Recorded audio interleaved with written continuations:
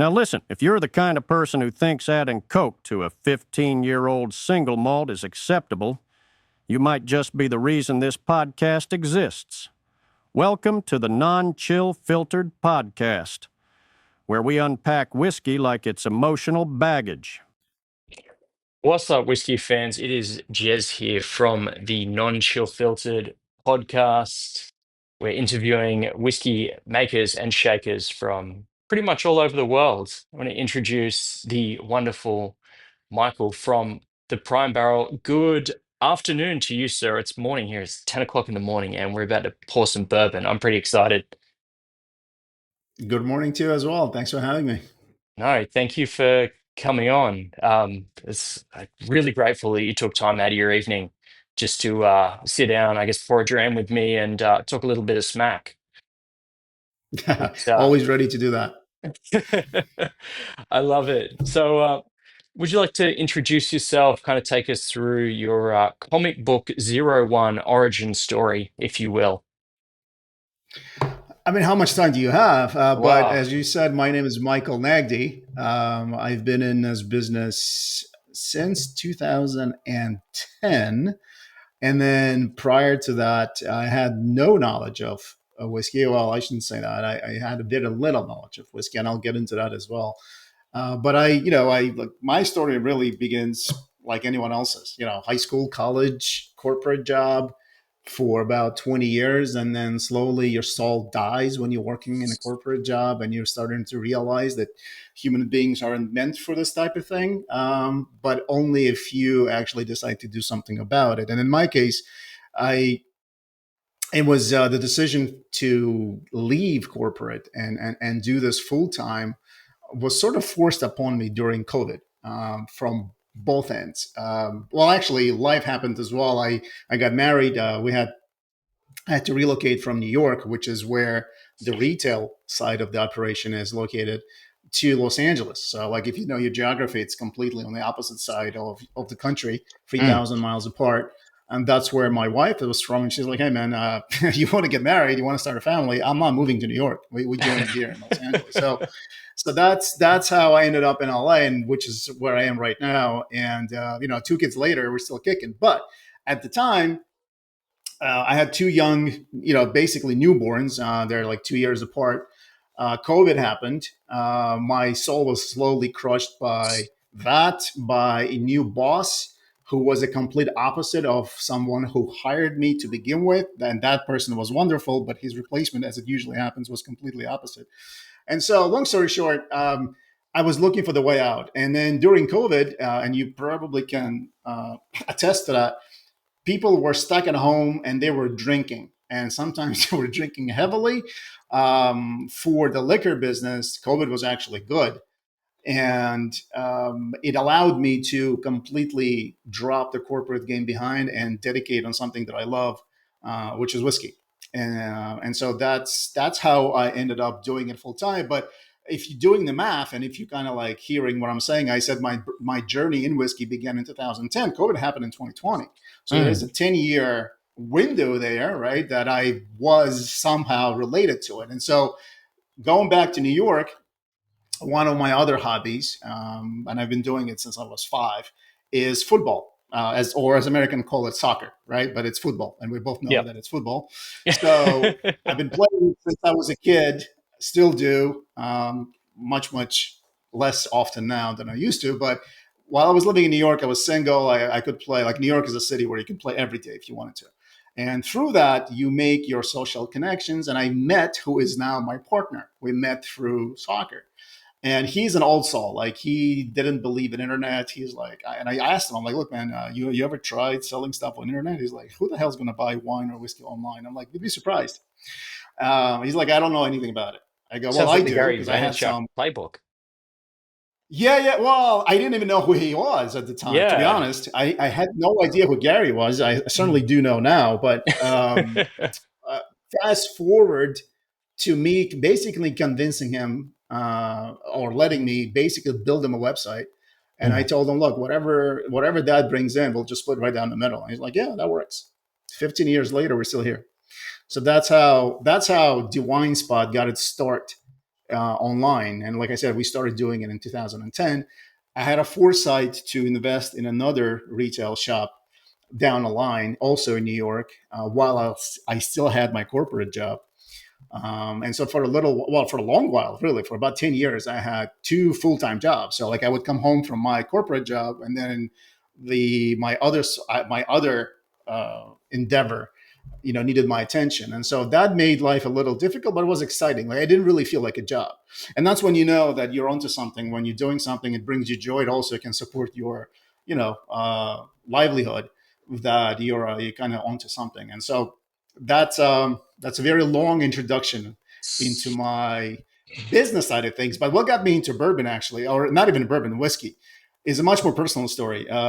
While living in New York, I was, I think it was like in the middle of the winter. I remember it was a very like snowy day with very little to do. Everything was closed, and my uncle was living 2 blocks away from me. So he called me over. He's like, "Why don't you come over wherever? We'll smoke some cigars, do this and then the other." So I came over, and he had a bottle of what is it?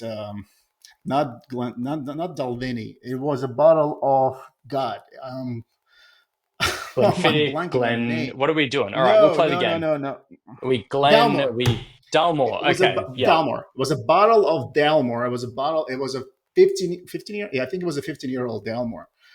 And I thought it was the greatest thing ever. And what made it even better is the company. It was some of the people that I haven't seen in a while, family members, close family members, and so we just kind of sat around the fire, literal fire, and chatted about life. And that bottle was gone in a jiffy. So that kind of got me into that, and I came into bourbon from Scotch. Like my first love was Scotch. Like I explored Scotch way before I explored bourbon. So that's what got me into bourbon, and since then, it's been quite a journey. All right, there's a lot to unpack here. I want to start at the start. Soccer straight away. What team do you follow? I like Arsenal in the Okay. Big Premiership. Arsenal fan. I like that. I like, yeah, I like Arsenal. National teams. I mean, I do like US, but they always, come short. And like I don't necessarily root for the teams. I root for the players. And Messi is one of my favorites. I mean, he's Yeah. just amazing. I saw him in person a couple of times. I saw him play in person a couple of times. And I mean, to even a casual fan, he is amazing. But like when you play the sport and understand what some of the things he's able to do on the field, it's just mind-boggling. And there's a talk about Messi, Ronaldo, Messi, who's better, who's better. They're both amazing. It's just like I gravitate towards Messi more. So that's my guy. And what position do you play when you were playing? Well, that's changed over the years. When I Yeah. was younger, I played midfield and I played forward. Now I play exclusively in the back. I just can't run with the young boys. It's just impossible. Like to be a midfielder, you got to be in amazing shape. People don't realize how much you run Yeah. during the game. It's a You different run a level of lot, so I cardio can't do too. that completely. And I still have the wilies, I guess, to play smart and to not let people just run around me. So that's why I'm stuck in defense, but I enjoy it. Yeah, you I just play with much you younger guys guys, run. so like I kind of have to. Yeah, yeah.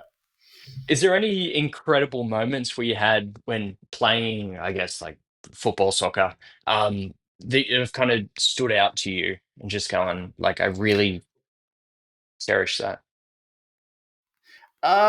You know what? It's not unlike whiskey, to be honest. I always say whiskey is a tool for making friendships. Like Mm, it's not a product in the sense of a product. You buy a computer and you use it, right? Use it for something. Use it to build something. Use it to draw, to create something. It's much like that. Like you buy a whiskey and you supposed to share it with your friends, with your loved ones, and then bond over it, right? And so soccer is much of the same where you play your game that everybody enjoys and loves, and then you make connections, you make friends. Like I've played on different levels. I've played in high school. I played somewhat in college, but that didn't last long. And then most of it I just played recreationally. But I played with a lot of different people. People that I grew up with, people from completely different countries that didn't even speak English. But you didn't have to when you play the game. Like everybody speaks that language, right? And so you start making friends that way. So that stuck out better. Like that to me, the relationship building part is super important. Like we used to go to when I used to live in New York. I used to work for this corporate company that I told you. It was a biosciences company, but they had a traveling soccer team, which I was a part of. And every year we would have a tournament in Montreal. And so we would rent a bus and then drive up to Montreal for a trip that's supposed to take 9 hours normally. Took us 12. And by the time we got to Montreal, nobody could walk because there was so much liquor on the bus. So, and then Yes. the side story too, little sidebar, the tournament itself was actually out like 40 minutes outside of Montreal. And for the first couple of years, we would stay right next to the field and we would win the tournament every year. Our team was really good. And then somebody had a bright idea to say, well, why are we staying in here? There's nothing to do here. Why don't we stay in Montreal and then just come for the tournament for the game? Great, awesome.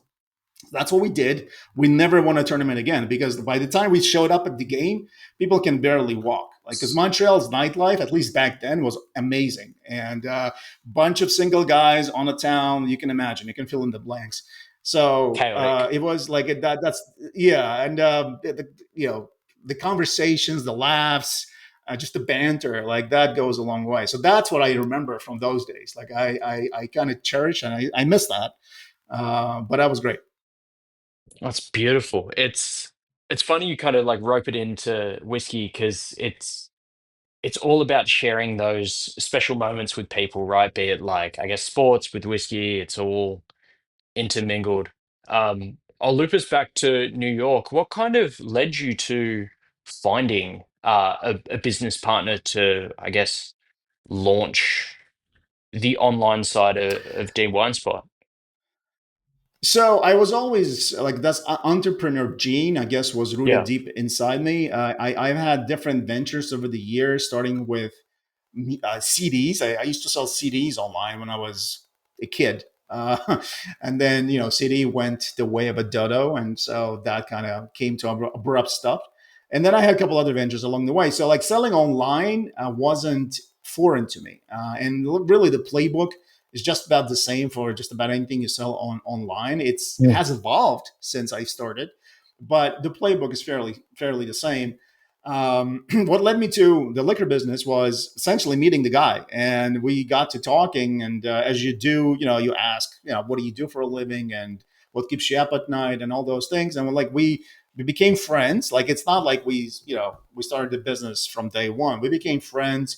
We talked about it for a little bit, and once I understood that there's a very clear need for it, like there wasn't really enough online places where you could shop. At least it wasn't back then. That place has changed significantly. The industry has changed significantly. But for me, it was always like almost like a test, right? Like, hey, like experiment. That's a better word. Mm. Let's build it. I know I can build it, right? So all it takes for me is basically my time, which I was willing to put in. Let's build it and let's see what happens. And we build it. And here's a funny story: when we just launched the website, I had no idea what I was selling. Like I completely clueless.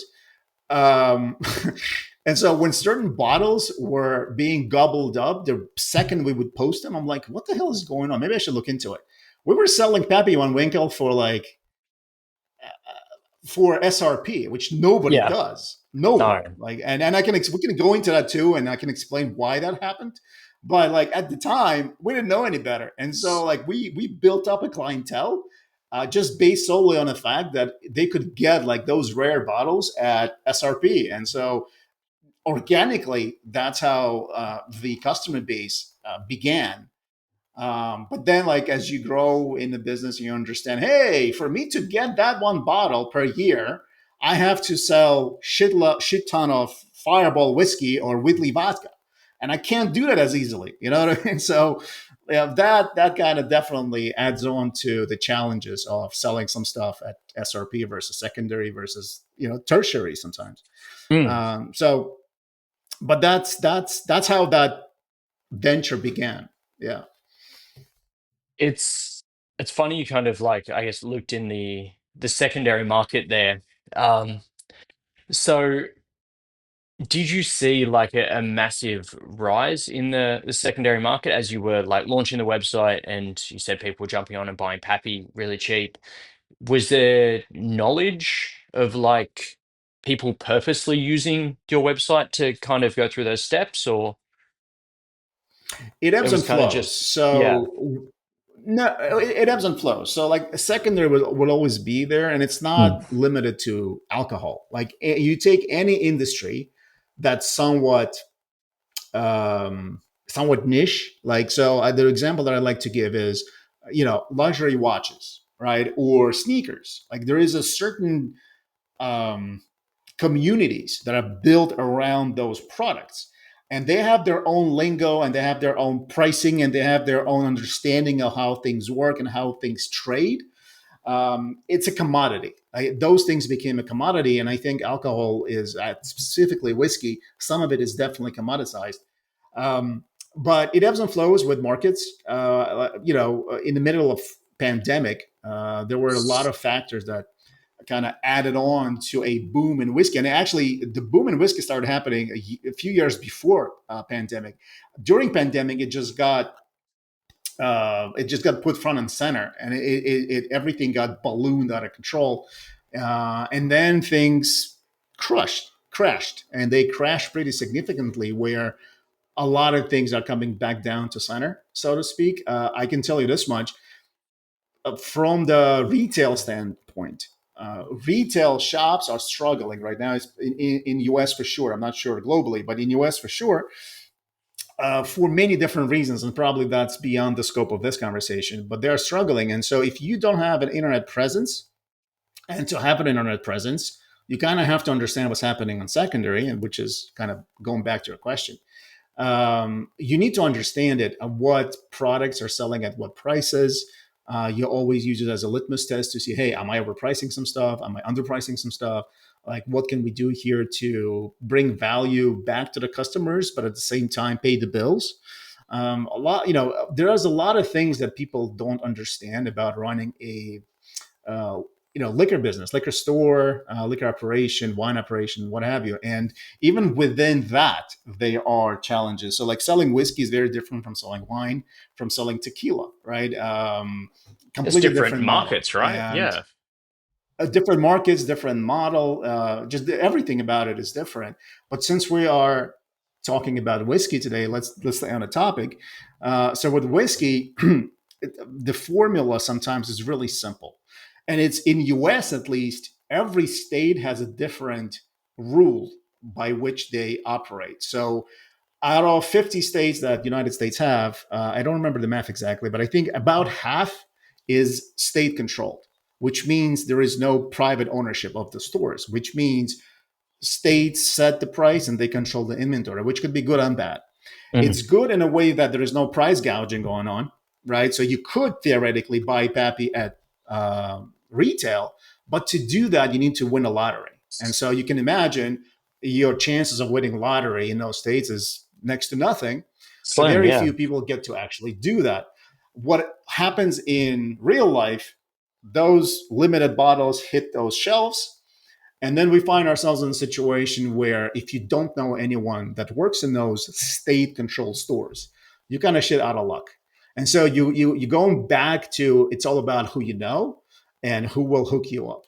Now that's one part of the coin. The other part of the coin is, well, there are states like New York that are, that allow for private ownership, and so they operate on a three-tiered system. So for your listeners who might not know what three-tiered system is, it's really simple. It means that those tiers being producer, wholesaler, retailer, and I usually call the four-tier system, the fourth being a customer. So before the bottle gets to a customer, it goes through at least two markups. So there's one markup between producer and a wholesaler, and then another markup between a wholesaler and a retailer, and then, well, three markups really, and then there's a markup from retailer to consumer, right? So it goes for three different markups, and those markups normally are should be controlled by competition, right? So it's. But what happens is with limited bottles like Pappy, since we're talking about Pappy, and things of bottles similar to Pappy in terms of desirability and scarcity. As a shop, you are allocated very few bottles, and those allocations are based a lot of times on a set of Performance-based factors that systems, have right? nothing. It's performance based, but it's those performance based factors are varied widely from wholesaler to wholesaler. One wholesaler can make it based off of support of the brand. So a good example of that would be, let's say we talk about Heaven Hill, right? And you want to have a yearly release of Parker's Heritage, right? Everybody chases that bottle. Well, to get it, you have to sell shitload of mellow corn and things of that nature. Like, so they're everyday products that actually pays the bills, right? Though the Mm, Parker Heritage doesn't pay the bills. of Parker course not. Heritage is a marketing line for them. So as a little store, and if you come to New York, I'm gladly will host you in our shop and around the city, Thank obviously. you. But Appreciate our that. store is tiny.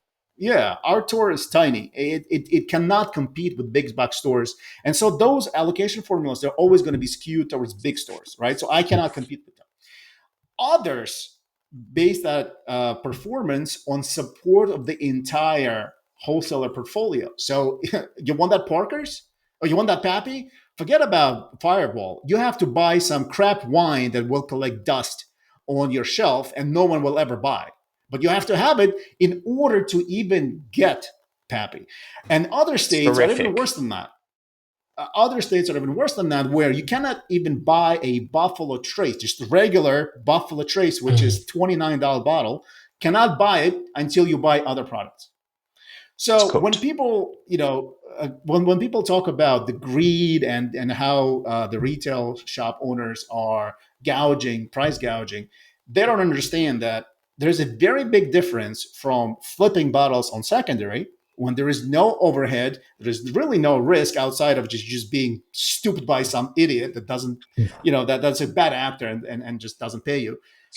For me, I have to pay insurance, I have to pay rent, I have to pay overhead, I have to pay my state, I have to pay taxes. There is so many things that I have to take care of, right? That single bottle of Pappy isn't going to fix, right? But it sure helps when we sell it for a price that is close to a secondary because of everything that we had to go through to buy it. Is it a perfect system? No, it's not. I'll be the first one to admit it.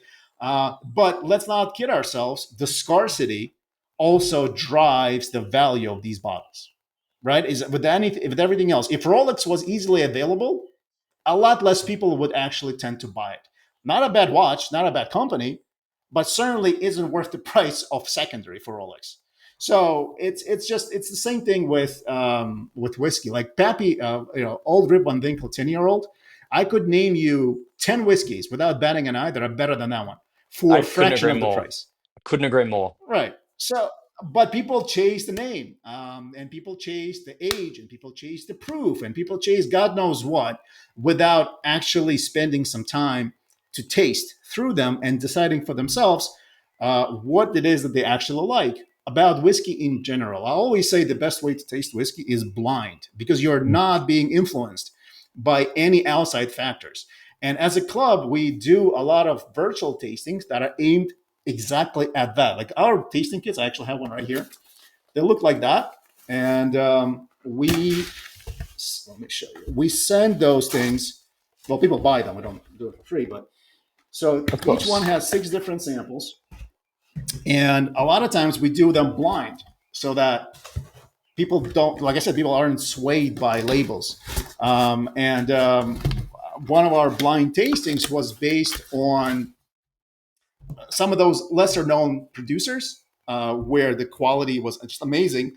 And we included a Blanton bottle in there, sample of Blanton's, and a sample of, I don't remember what was the other, but it was also a Sazerac product.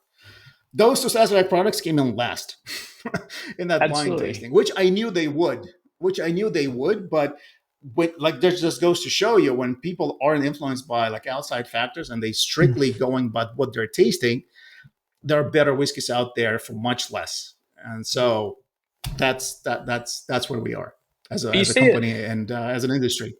You see it all the time. Like people are just driven by that. Say that horse. Like Blanton's is a great example because once you put it in a lineup and like they're going through and they're like, oh yeah, okay, I really like Blanton's, and it's like, all right, hit him the next week, and you're like, all right, let's try this again, do a completely blind, it's something else, and they're just driven by this hype factor. But it's, I like how you said you can name 10 brands that are better than Old Rip 10.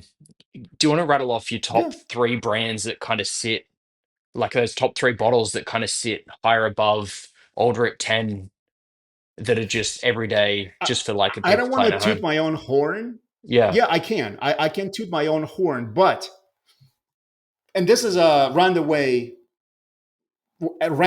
way to answer a question. But bear with me, and I promise there is a method to my madness. no, no, take me on the So, journey. I'm gonna pour this uh, this bottle while I'm sitting here. go ahead. Absolutely, go ahead. So part of what Prime Barrel is, right? It's obviously it's a club tied to a retail operation, which we can get into a little later in the conversation. But Of course. part of our MO is to take people on a journey, is to find out their starting point or find out where they are in their tasting journey and try to expand that.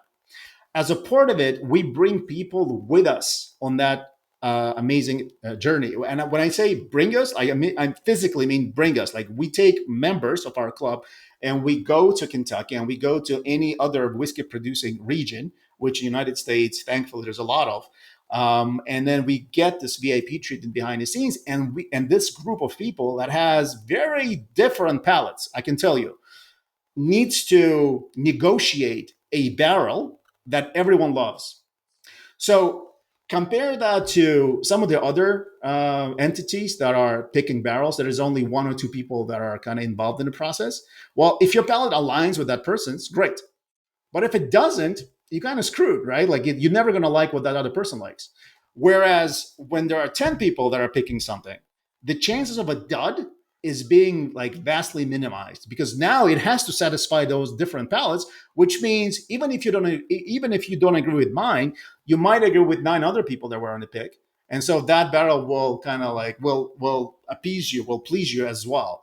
And so those, if you trust the palates of people on that in that group, or if you one of the people in that group, anything that you select as a single barrel from trusted producers is going to be better than that the 10-year-old, old rip. I Of guarantee you. course. To me, old rip 10-year is straight up gasoline. Like it's just there's not a lot of complexity in it.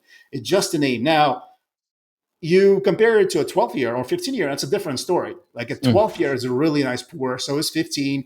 Some people say 20 is the best. I cannot go past 20. 23 to me is super oaky. And to me, it's just like hugging a tree. But 10 is just like there's a hype about it. And I I really gravitate now towards American single malt category. I think there are some Interesting. best whiskeys that are being produced right now in that category, which is insanely hard to market and sell, at least here, to a bourbon crowd. That word malt does something to people, like it switches off something in people's minds where they automatically think about scotches, and they think of not just scotches, they think about peated scotches. So like to them, malt equals peat. And I'm like, no, no, no, no. You have to, like, first of all, not all scotches are peated scotches, but let's keep that aside. American single malt is completely not bad. Like it's just beautifully done whiskey that is full of flavor. Like Westward does a great job at it. Stranahan's barrel picks are awesome. Not their regular stuff, but their barrel picks are amazing at barrel strength. Westland is nice. Like there's a bunch of others that I'm completely missing right now, but those are great. And the other thing that kind of makes it difficult to sell, because barley is more expensive than corn or rye, at least in the United States. The components that go into American single malt are more expensive, and so the whiskey in turn is more expensive. And when you pair that with this, like I said, this perception of, oh, I'm getting something peated, it's a really tough sell, which is a shame because the whiskey itself is just beautiful. So that's a roundabout way of answering your question, which 10 are better than Old Pappy. From the regular expressions, God, I would take Michter 10 over Pappy 10 anytime. Okay. I would take either rye or bourbon. Yeah. Michter 20s for me, my palate, is one of the best whiskeys ever made. Which I would gladly pay the secondary price for it because I can't even, we don't get a bottle of it in the store very rarely. But It's that's just crazy. me personally, right? And like last thing I'll say about secondary, secondary serves a purpose, and the purpose is there's several purposes. It establishes a market for a product, especially a rare product. But it also allows people an opportunity to get that bottle they coveted. Yes, they're going to have to pay for it, but it's available, right? So it's what good is it if it's MSRP and you can't buy it? Like it's not like it doesn't really serve any purpose. But yeah, you're going to overpay. But if you are okay with that part and knowing what you want and an ability to basically always be able to find it, I think there is some value to it. That might be controversial take, but I think I don't begrudge people for doing that. What I do begrudge is when people cherry pick, and when they do come to my store and they buy something allocated and then they flip it. That's another partially why retail stores raise up the price to kind of eliminate that. And so what happens normally, the price is like artificially is inflated at the store. But then if you are a frequent customer, we'll take care of you. So that's normally how it goes, and it's just not just us. That's pretty much anybody. So It's my good to see. advice would be, yeah, befriend and support your local shops and producers, and they'll take care of you in return. At least good ones will. A lot of people complain about that as well, like because we don't. I say we don't really have that here, but we don't see a lot of allocated product. Like take the, I'd say Michter's 20, and there was only Yeah, three that tried to cover the whole of Australia, and they're just like, well, that's got to service the market, and it's like, well, it doesn't really, but like, thanks for trying. But it's like it's such a high price, and we don't really have the oh. Okay, so we don't really have the three-tiered system here, but we kind of do. Like stuff will come through say a distributor and then they'd flick that out to retailers. So it's only very few distributors that sell directly to the consumer here. Now, even if we were to see, actually, I was reading a message the other day say your what was it? Your Bomberger's yeah. PFG. PFG. Yeah, that's I think there was only like six for one state. Like we've got what, seven states here. I'm like, it's such there's so limited products. So like I can understand why say like a retailer would go, hey, we're gonna move the price up a little bit. We wanna like if you're gonna support us, you're gonna buy from us regularly, you're gonna buy all the good stuff that I'd say the good stuff is like, I don't know, pick up like a Elijah Craig barrel pick or like grab, a few of the things you're regularly doing and supporting you guys. Like absolutely look after them. Yeah, It's yeah. it's good to see. Super wholesome. I could tell you a funny story about the bottle that you're drinking. Mm, So, I was going to or rather about, yeah, rather about how it got to you. yeah. So we've helped, as you pointed out, a couple of clubs in Australia, which we're thankful for their partnership. And this project was one of those where they kept asking us about, hey, other opportunities for us to do a single barrel, and then they were very specific in what they wanted to do. And so this came about, and we offered it to them, and they said, yeah, great. So awesome. Selected the barrel, shipped it to them, all good. You guys got them in your hand. And then about a year later, another opportunity presented itself for another barrel of Angel's Envy. And then Angel's Envy was behaving in a very weird way towards us in terms of like making our life harder than it needed to be to select that second barrel. Their reps change, like that kind of played a part into it. But the Always. biggest sticking point, which we found out later, was they didn't like the fact that one of the barrels from United States ended up in Australia because they were, I think, opening that market for the brand. And they had some ideas around how to distribute products over there. So they didn't really like the fact that, hey, somebody helped Oh, a club in Australia to bring a barrel in. Yeah. To which I say, you know what, tough shit, because the absolutely. three-tiered system has another benefit of once I buy a barrel or a product from my wholesaler, I can do whatever the hell I want to with it within legal parameters, obviously. Yeah. But there's nothing that says I can't ship it internationally. Nothing. Yeah. If Spot on. person on the other, yeah, if people on the other end are willing to pay duties, as you mentioned, it's all good. And so that's exactly what happened. And some people in Angels Envy understood that, some didn't. That second battle did happen as well, but it took a lot longer than it needed to. So that is another benefit of a free tiered system. I don't know if it's been announced yet, so I don't know how much trouble I'm going to get in for saying this, but they actually have a single barrel coming. I missed out on picking Oh, it, but the guys that I was over in Kentucky with back in April, they went out and they picked a barrel, so it's good to see. And like, we're only seeing the right that's awesome. now, but it's taken so long for us to see Angel's Envy, and I understand we've got to jump through the hoops. And it's a good Yeah, product. Like people carry on about finished bourbons, like whether they're like right or wrong, it doesn't matter. But you've got to hit every single market you can. Like even with the wine drinkers, it's like something sweet. Australians love sweet. So yeah, you're gonna give them a bottle of Angel's Envy. I think it's hit $100 Aussie for our standard retail now, which is a great price. Um, not bad. Yeah, considering like how much we're paying for like bottles itself. But it's so weird they correct. behave like that for you guys to split a. Yeah, So for everyone listening at like I home, said, well, it was partially them. It was partially the rep that I was dealing with. It yeah, was just like a weird coincidence of like random things that all conspired. It seemed like against it, and it happened eventually. But it was just I was like I couldn't believe what I was hearing at the time. I was like, so I spend my money with you to buy a product, and you telling me what to do with this? Like, no, that doesn't work that that's way. not the agreement. No, So like, yeah, you don't want me to sell it. Don't sell it to me. Okay, I understand that, but once you sold to me, that it is what it is. But yeah, like you guys, but like speaking about Australia, you guys have a couple of interesting producers that we worked with as well. Like Starward is one of them, stow it. and Yes, that was a revelation.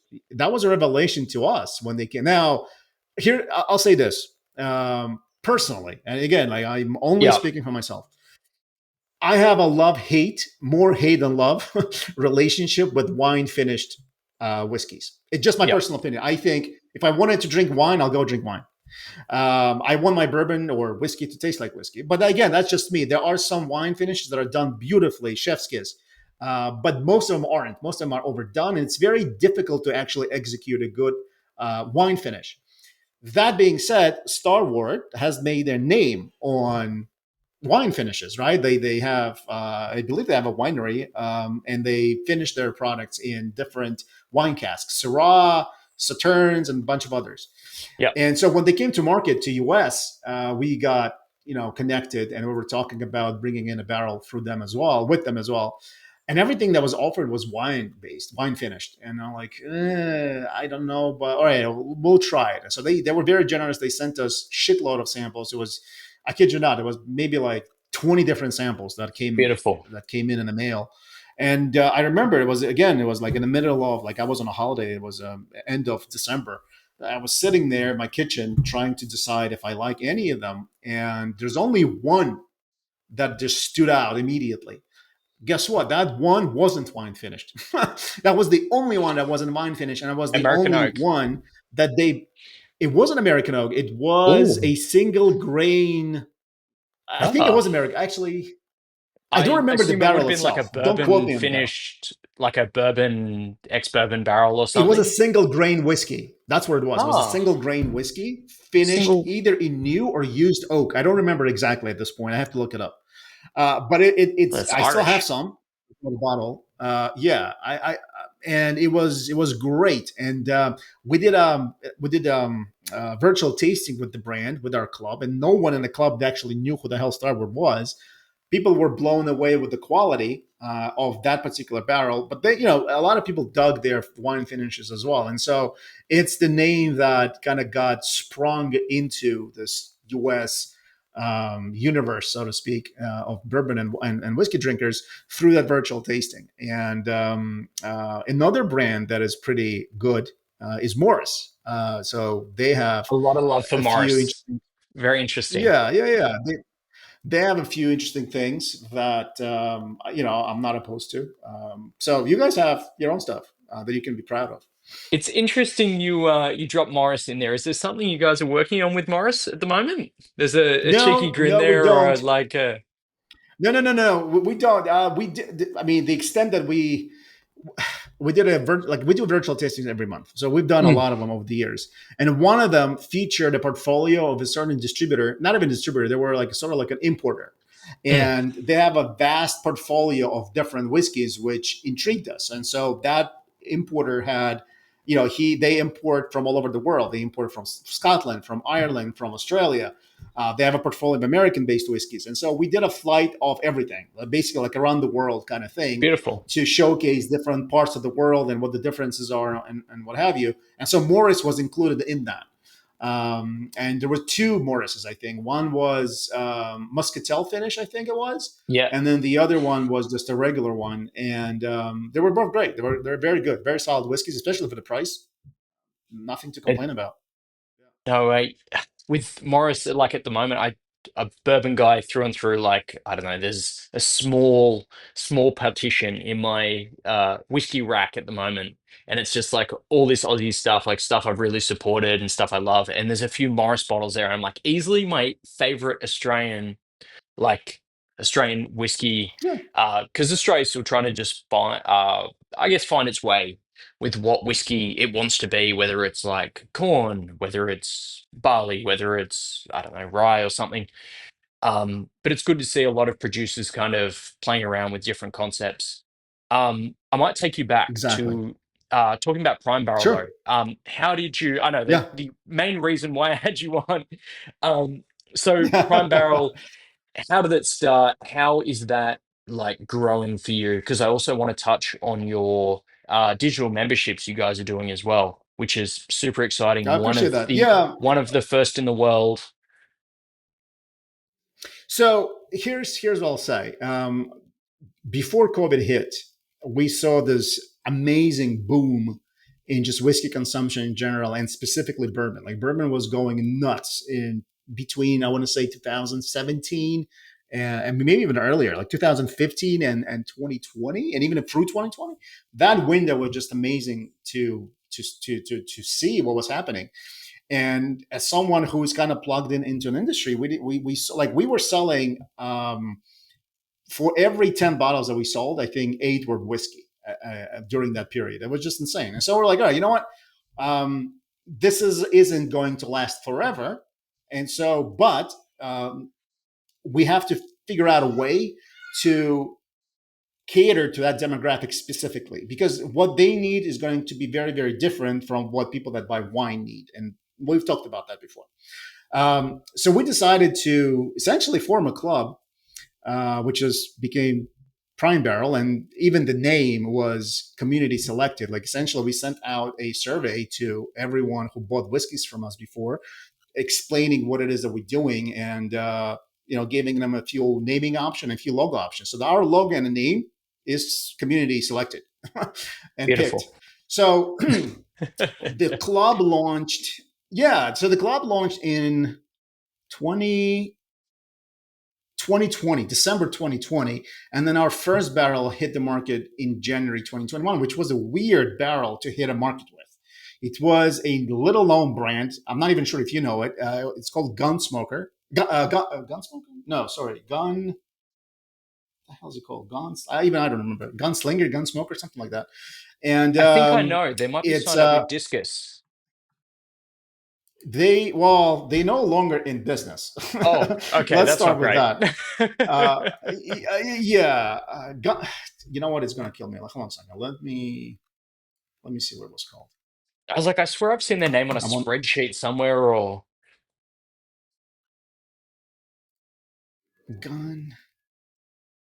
Gunfighter. Thank God. Yeah, Gunfighter. Gunfighter. Yep. It was a. I have seen It they was were a signed up with gunfighter. Discus. Okay, I am familiar. Okay. All right. Yeah, they unfortunately went out of business last year, but Horrific. it was a great barrel in that it was super unique. Like it had remnants of like JD banana notes, and we just enjoyed it. And we're like, you know what? Let's just go with it. And then that's how we launched it. Like it wasn't strategic. It was like there was very little thought involved in going to market with that one, but it sold through. And so that's how it happened. And because we launched our first barrel first month of 2020, the world basically shut down in March of 2020. And as I said, people were stuck at home and they were getting government checks and they were bored out of their skulls. And so they were drinking, and they were drinking good stuff. They were drinking good whiskey, and we kept providing it to them. We launched close to 60 barrels that year. Well, I mean, Great hole in the we were market. doing a barrel. Yeah, we were doing a barrel per week, and every barrel was selling out within minutes. Now we did had a foresight to incentivize loyalty, and the way we did it was we said, okay, if you bought any of the prior selections from us before, you get a first right of refusal, right? So there was a little exclusivity window that was afforded to people that supported us before.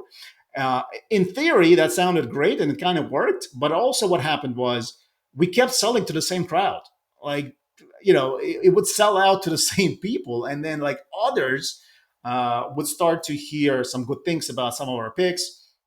And again, I keep coming back to a fact where our picks are made by the community. So it's not just me doing it. It's not just me and my partner. It's just not me and a couple other people. It's at least 6 to 10 people every single barrel. So that's why it was pleasing, a lot of people. So long story short, I was starting to get emails in terms of how do I get my hands on your picks? And I go, I don't know. Like, given the model that we have, if it keeps going like this, like, you won't be able to. And they're like, well, what if we pay you for the membership? I'm like, oh. So it was actually suggested to me. Like, I didn't really go and seek out that model. It was suggested to me. What I did know, that I'm not in the business of administering memberships. Like, it's time consuming. I don't necessarily like it, and it's going to deter me from the main line of business, which is whiskey selling and procuring and finding. So we needed to find out a system or a technology that would support as much of a self onboarding as possible when it came to memberships.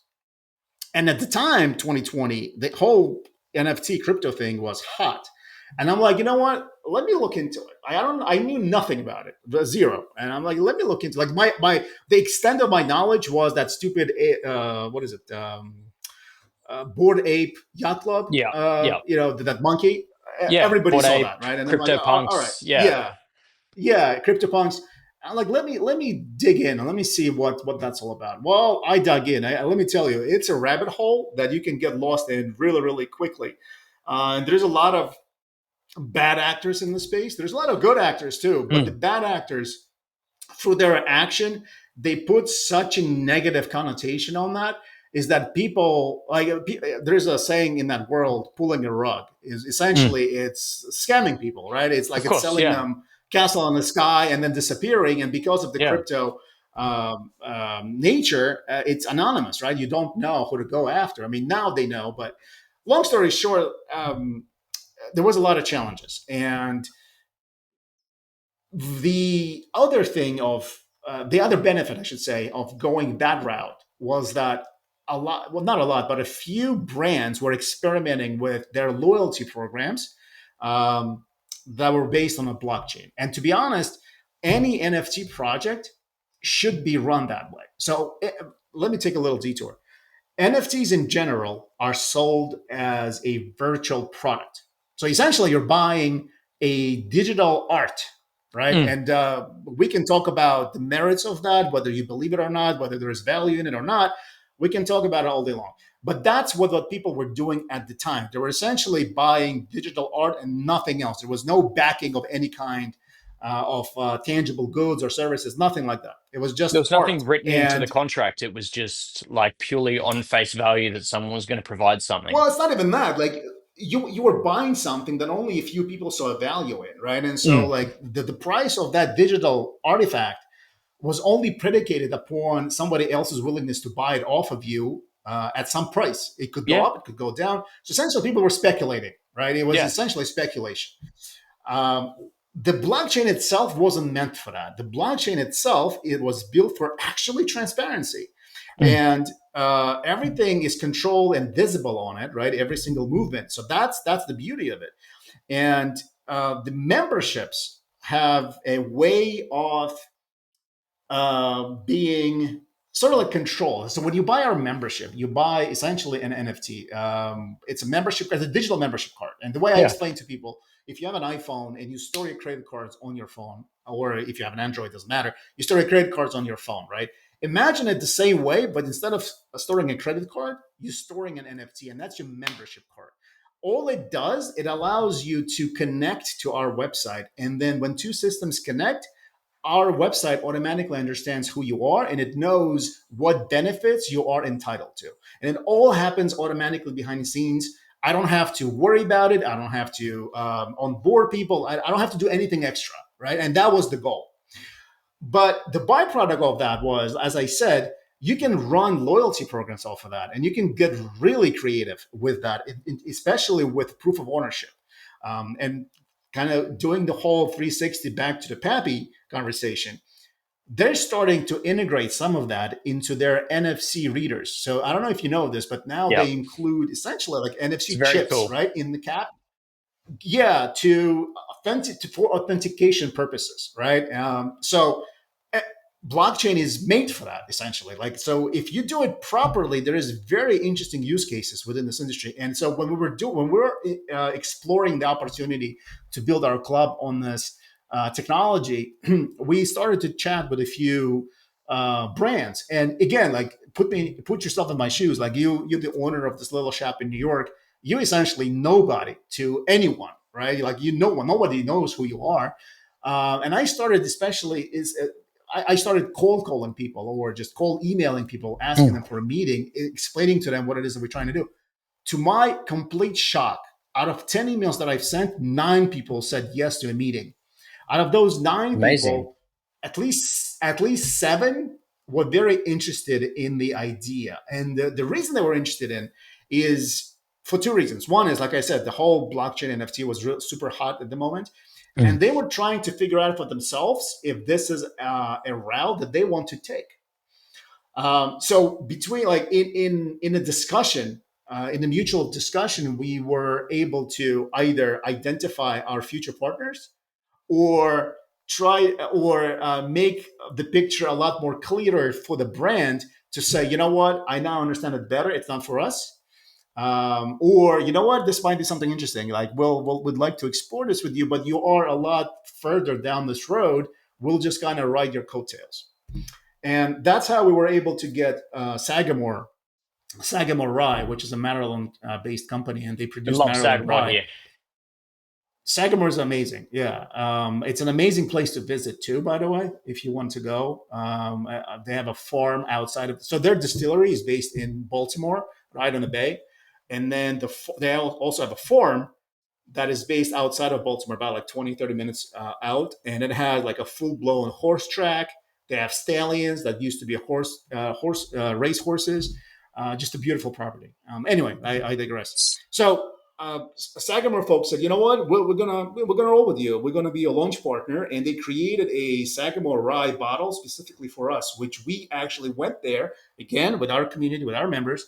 We selected the single barrel of Sagamore, and they created a very special label for us. That's the only one expression in existence that has elements of Sagamore branding and elements of our NFT art.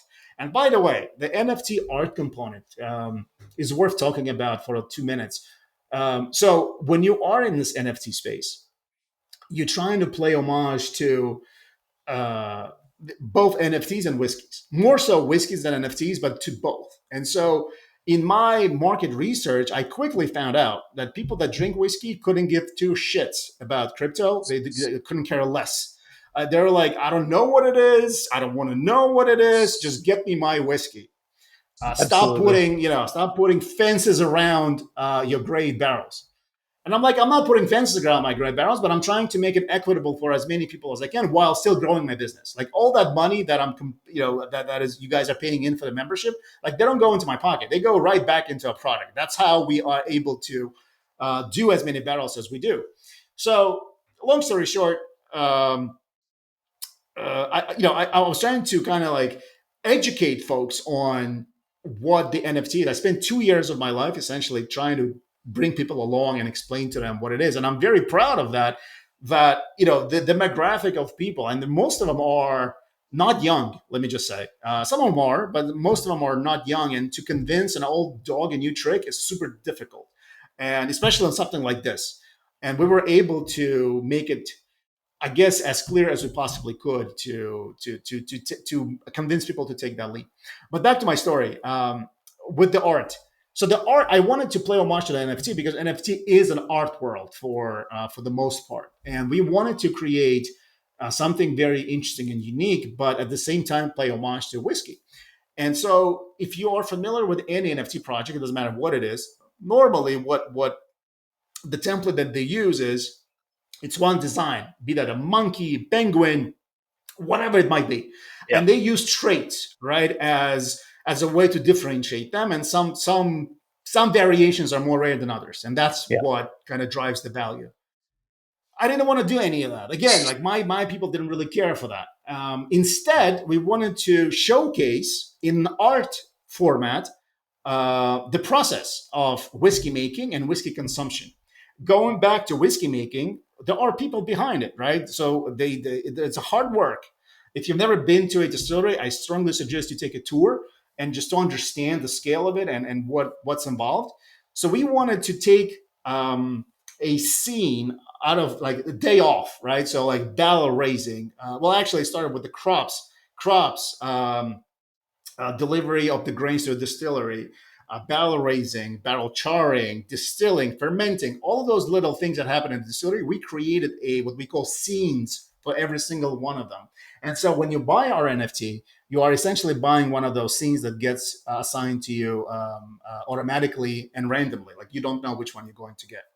So that's that. And then like as that progressed, we also included scenes as to how people enjoy their whiskey, which is going back to my point earlier about the whiskey being a tool for relationship building, right? For building friendships. So you wanted to showcase like how do people actually enjoy their whiskey? Well, they enjoy it on a golf course. They enjoy it in a winter cabin. They enjoy it at the table with friends. They enjoy it at the pool with while their kids are swimming.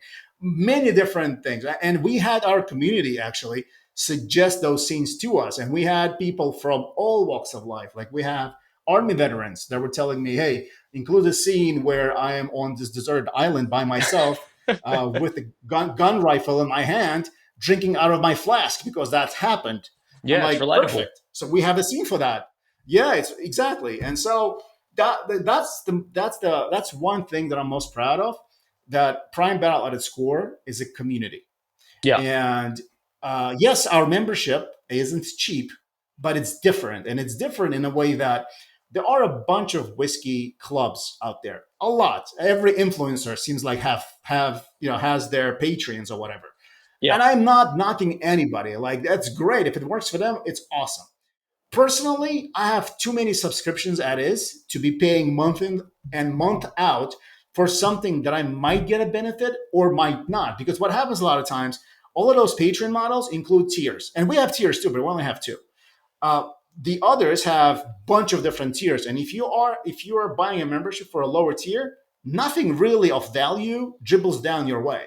So you end up paying month in and month out for what exactly? I don't An know. email. That's about it. Yeah. Correct. An email. So what we have is a completely different model. You only pay in once. It's a one-time payment. Yes, it's hefty, but it's a one-time payment. Now, the hefty price, and I want to say it as carefully as I can without offending people, but the hefty price has collateral benefit of attracting people of a certain quality.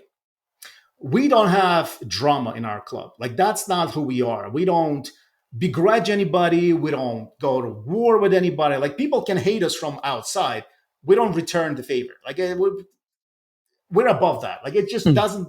It doesn't matter to me. Like what your opinion of the Prime Barrel is. The only thing that matters to me is what the opinion of people in the club is of the job that we're doing and of the job that they're doing. Because again, like those members are just a part of it as I am. So it's a one-time payment, and you're done forever. There's no death by 1,000 paper cuts. There is no monthly payments. And guess what? The tier we only have two tiers: tier one and tier two. Tier one only has 200 seats allocated to it, and we are more than halfway through that allocation. Once that allocation is exceeded, once we get to that number, 200 number, that is it. There is no more of them. And if you want to become a part of it and to have access to all of these amazing barrels that we've done even last year, you're going to have to pay someone a premium to buy their membership. Absolutely. So it becomes, I want to be careful when I say that because I don't want SEC on my ass, but it sort of becomes like an investment. Yeah. It's something that you own versus when you pay monthly and you stop paying monthly, what happens to all that money that you already paid in? Nothing. You're It's done. gone, Yeah. right? You're done. This you own, and you can always sell it. Sell it. And we've Yeah. helped a couple of people sell their memberships. I mean, one person decided to quit alcohol altogether for health reasons, and we commended him for that. Yeah. And I Absolutely. helped him move his membership to someone else who was interested, right? So it has benefits of that nature as well. But like I said, like the most important thing to me is the community that we were able to cultivate, and everything that we've done is done as a team. Like very rarely I put my foot down and I say, well, it has to be done that way. Actually, pretty much never. That doesn't really happen. Let People the community and run like through the itself. years, yeah, it kind of runs itself. And then through the like, I still very much involved in it, obviously, and people might not understand ins and outs of running a liquor business. And at that point, I'll kind of have to chime in and say, well, we can't do that or we cannot do that. A funny example: one of our new members just texted me earlier this week and said, "Can we organize a cruise and just basically get every member on the boat and go like sail to Bahamas and get drunk on a boat?" I'm like, that sounds amazing. But like, who's going to pay for that? He's like, well, why don't you have Heaven Hill or Sazerac pay for it? I'm Doesn't like, work like that. well, they're not going to. It doesn't work like that. And so it's hard for me to explain sometimes that Yeah. like the way of the world, so to speak, but people have their own ideas on how things should be. But whatever, that's neither here nor there.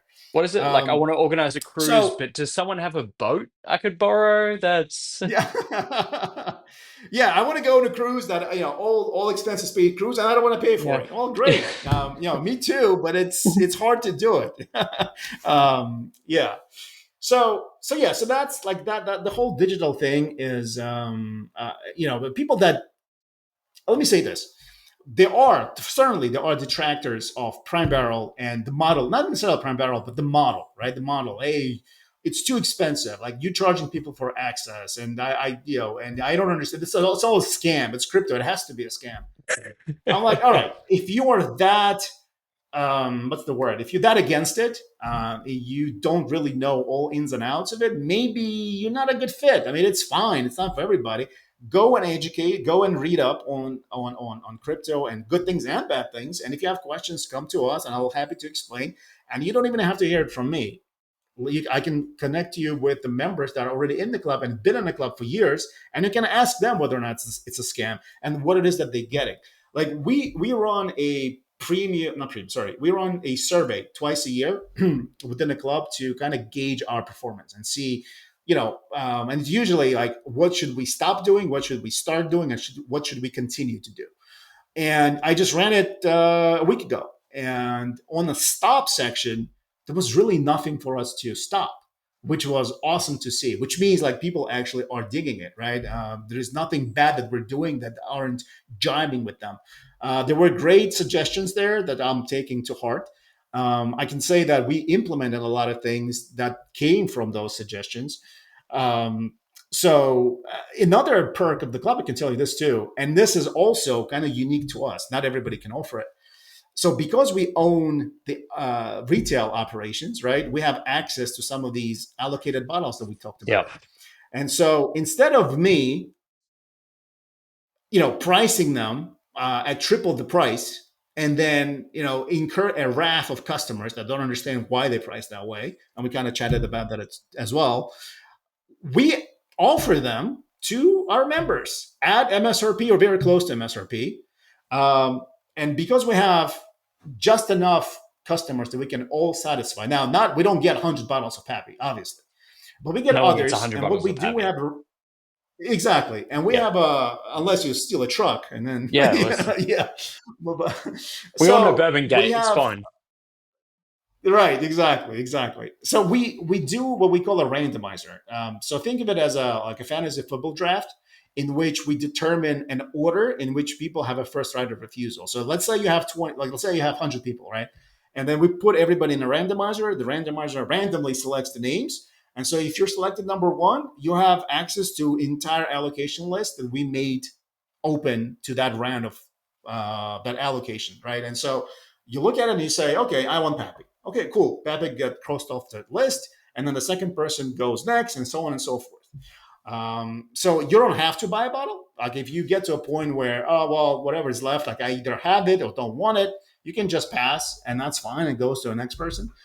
But you have that option. So that's also another perk of the club. But like with experience and with years, what I've realized is that people are more willing. Let me rephrase that. People are joining the club for the experiences. Yes, the whiskey helps, certainly. Like we have amazing barrels coming. Like we have 14-year-old Purple Top from Willett coming. We have Weller Foolproof coming. We have a couple more Buff Turkeys coming, and we had already launched two. Um, we have cult favorites like Detling coming, like Dragon's Milk, and a bunch of others. And so whiskey definitely helps, but what sells people is the ability to join on these trips. And when we make those trips, it's usually a week at the time, right? Like for example, I live in Los Angeles. I'm not going to fly to Kentucky just for one experience, right? It just doesn't make any sense. So we normally stack them, and so I would fly there on Monday, fly back on Friday, and that week is we go. Sometimes we go 2 distilleries a day, sometimes 3 distilleries a day, right? We normally Beautiful. don't do 3 because your palate is shut at that point. Yeah. But so people come, like I always joke. I say people come for whiskey, they stay for friendships. That's what Prime Barrel is in a nutshell. That's super wholesome. And that's the best thing about supporting good whiskey communities, right? It's just like everyone coming together. They all want the same thing at the end of the day. They all want to take home that one bottle that they picked, and they're like, this is glorious. I was going to ask, with your digital membership, is there safeguards in place for people to say they buy it, whatever, and then something happens to their, say, the business, or like Prime Barrel decides that they don't want to produce anymore? Is there anything in place there, or they're just like it is That's a with anything great else? question. So it's a great question. There's no safeguards to speak of. So, like for example, if we close down the gates tomorrow, Yeah. doors tomorrow, that's pretty much screwed. I'm not planning on it. So No. before we launched the club, I did the whole AMA, and I said, and I basically told the same story I told you. I spent close to 30 years in corporate, like to the point where my soul was so crushed I couldn't take it anymore. And I'm like, this is the only thing that I have. This is what's paying my bills. I'm not leaving anytime soon. And we've been around now as a business, not as a club, but as a business, we've been around Mm. since 2010. So clearly something, and we know what we're doing, like 15 years on the market, 5 years, Prime Barrel they turned 5 early this year. I'm sorry, 4. We started in 2021, so 4. We turned 4 Mm. years old. And I don't have any plans of selling. I don't have any plans of doing anything else than this. To me, this is a passion. It's a hard work, but it doesn't seem like work, if that makes sense. Yeah, absolutely. People always tell me, we're jealous that you get paid to drink whiskey. And I'm like, it's not as simple as that, but thank you. I understand your vantage point. So yeah, there's no safeguards of sorts. But then again, like if you're going back to the Patreon models, right? You're paying month in, month out. If that person decides to shut down doors, what are you going to do? Same thing. Like what safeguards do you have then? I mean, Yeah. Blockbuster went out of business. Yeah. Like Spot on. nobody is safe from shutting out doors. I understand the reservation about, and so the counter argument could be, well, yes, but I'm not paying thousands of dollars per month. I'm only paying $10 per month. So if I lose Mm. $10 per month, so be it. To which I say, well, you've been paying $10 per month for years, so now you kind of invested in it. And if that Spot on. person closed down the door, you are standing to lose just as much. Where with us, and by the way, with us, our price is actually based on ETH. So the Mm. whole thing is based on a Ethereum blockchain, and Ethereum is a digital currency, and it goes up and down, and it has a currency exchange with dollars or any other currency. So we see like it ebbs and flows. And so when there's a favorable exchange rate between Ethereum and, let's say, US dollars, we see the influx of members. When it's not as favorable, I'm very sensitive to that, and so we try to offset the high exchange rate, or the higher exchange rate, with maybe an additional bottle or two that we will throw in the case of the membership. Like right now, ETH is trading at, I think, like $2,400 or something like that. So it's a lot of it's a chunk of change, right? So we include a couple of bottles, one of them being 16-year-old Four Roses charity barrel that Brent Elliott himself helped us pick, and we have the whole video on how that transpired and happened. And we have a couple other bottles like that that only exists in our club. Like one is a 9-year-old single barrel New Riff bourbon. Again, that's the only barrel in existence that was out, that's been put out there as a private selection. So there are interesting things that could be done. I was checking out. Yeah, it's Aussie on your website. Yeah. I was looking at that the other day. I'm like, it's incredible. A 9-year-old New Reef. Here's why though. Like, it's not cheap. Like, I'll be the first one to tell it's not cheap. But the reason it's not cheap, it's because those barrels were won at the auction. Yeah, and not just auction. And that's auction. Another part. Charity. So that's another thing that I don't really talk about this much, because like I don't really feel comfortable or even appropriate to talk about it. But every barrel that we do, we donate to different charities. That's part of the proceeds. We donate to different charities. We give, but we also take. I mean, we take, but we also give. And of course. It's been woven into the fabric of the Prime barrel to the point where I don't even have to advertise it. Like, it just happens organically and naturally. So those two barrels were won at auctions dedicated to support victims of Kentucky floods and tornadoes a few years back. And because it was an auction, as you can tell, anything you buy at an auction is always going to be expensive, right? Because there are other bidders and the price is so massive. For that Four Roses barrel, we ended up paying close to $150,000. It's wild. One barrel. Yeah. And that New Riff barrel was, I think, 50 or 60,000. Something. Yeah. I think 50. Close to 50,000. Massive. So huge amounts. So yeah, and there are very limited amount of yield in that barrel, right? And so between 9 and 16-year-old, like, it's huge. Like, your loss rate is massive. It's like less than 100 bottles. Yeah. There's less than 100 bottles in that New Riff barrel. And so if you're paying $50,000 for a barrel and there's less than 100, we can do the math, right? Yeah. So you guys are going to break even on that barrel, that's what I'm hearing. Yeah. Exactly. It wasn't meant to be made money on. It was made to be used as a marketing tool to attract attention to the club. Yeah. Oh, you got my attention. So don't worry.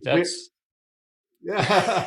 Well, I do hear outside noise as much as I try to blog it. I do hear it, and that's fine. It settles you. It humbles you sometimes, and it's needed. But there is productive criticism sometimes, and then there is flat out hate and not understanding of what you're trying to do, and not even trying to understand. And that's a shame. And again, like, we don't really subscribe to that tribalism approach. Like, I find that it exists in other clubs. Oh, our picks are the best. No one else can select great whiskey or know anything about whiskey. It's only us. And I'm like, really, dude? I mean, come on. So it's palates. That's why you get a group of people together. You're not special. I can tell you this too, and this happened. This happened so many times. We go on a barrel pick, and they would roll out, let's say, 4 to 5 barrels. And you end up picking a barrel. And actually, what happens quite often, we might not like any of those 5. And then I'm like, do you have anything else? Can we go taste others? And they're like, yeah, fine. And most people say, yeah, fine. The bigger the company, the less agile they are, and the less lenient they are. Yeah. So like, I don't see that happening in like a super huge companies, but small guys are like, yeah, come on back. And then you end up like tasting for a zillion different barrels. So anyway, and so we would pick a barrel eventually, and then the guy would say, you know what, this particular barrel was passed on 10 times. And you guys are swearing that this is the best thing you've tasted today. And I'm like, yeah, that's the beauty of it, because everybody has their own different palates. Everybody gravitates towards different things. And so there's no right or wrong. And I always say, like, hey, my friends ask me, well, is this a good whiskey? I'm like, do you like it? Yeah. Then it's a good whiskey. Like, absolutely. It's really as simple as that. Yeah. That is my whole ethos. But Michael, I've taken enough of your time. Do you want to sit with me for a real quick fire closeout, Sure. couple of questions just to Yeah, gauge the audience absolutely. on your palate? Okay, so where is the weirdest place you've ever tried whiskey before? Say that again. What is what? Where is the weirdest place you've ever tried whiskey before? Oh, weirdest place. Yeah, a strange location. Just while Ukraine. you Ukraine. I Okay, was I, yeah. I was in Ukraine. Ukraine doesn't have a lot of whiskey. This was The years back. what's the one they have over there? Is it Milk and Honey? I'm not, M&H? Milk and Honey is Israel. It's Israel. Israel. Ah, where am I? Yeah, yeah.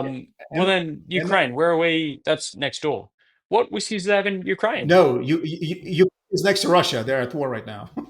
Yeah, Fair. but Yeah. it's besides the point. I was there on a business trip, and it was a Yeah. while back. That has nothing to do with whiskey, but that was back when I was getting into whiskey, and so knowing that they're not going to have much of it, Yeah. I brought some with me. Actually, here's another example, just as weird. Poland. It was on the Yeah. same trip. Uh, I was out of my whiskey that I brought by that time, by the time I got to Poland. And Poland makes their own. So they I thought they actually meant have their vodka. own whiskey. What are they doing over there? They make a lot of money, Yeah. but they actually make an amazing whiskey as well. Okay. There's this company in stateside called Proof and Wood. It's a Yes. non-distilling producer. Ah, Right. Proof and And Wood. so Yep. Yep. Yep. Very familiar with their stuff. they're not distilling producer, and they have different lines, and they actually have Polish whiskey. If you have a chance to pick one up, I strongly suggest you do. It's amazing. Okay. Very interested. All right. Next one up. If you were able to pick a perfect proof, where would you sit? Oh, that's amazing. That's a great question. So I'll preface it by saying there is no right answer to this. Everyone is different. It's purely I palate know dependent. 100%. And That's I've why drank it's just you. whiskeys.